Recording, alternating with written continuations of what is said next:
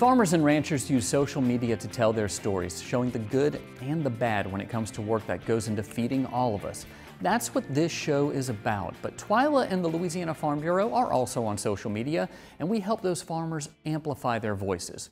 Our newest place to do that is on TikTok, where our latest video showing the devastation of crops across the state has gone absolutely viral. Twyla's Brian Hendrickson put together this story from footage you've seen throughout the show, and it definitely struck a nerve on the platform, and some are calling it gut-wrenching.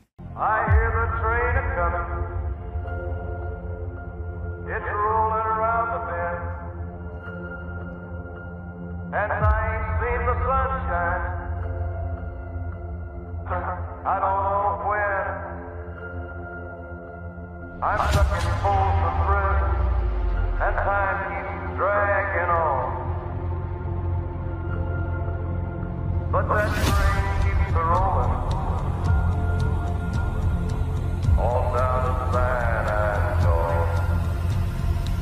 All down to San Antonio. Over the weekend, this video racked up more than 500,000 views, 80,000 likes, more than 1,000 shares, and hundreds of comments from folks across the country sympathizing with Louisiana farmers. There were also comments from people a little less informed on the struggle farmers face during events like this.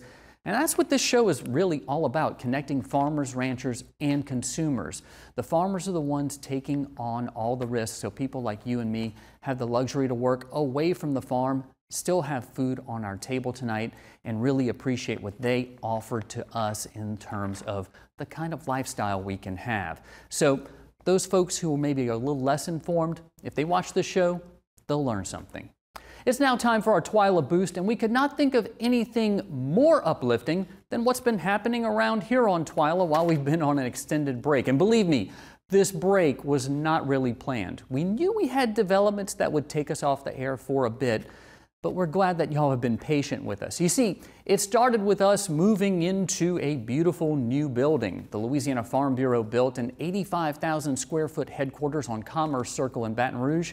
And that's where we work and create Twyla. That meant all of our equipment, computers, cameras, everything, even my box full of toys, had to move over here. Now there's still some setup left to be done in the studio, so don't expect to see that new set until late October. Believe me, your patience will be rewarded.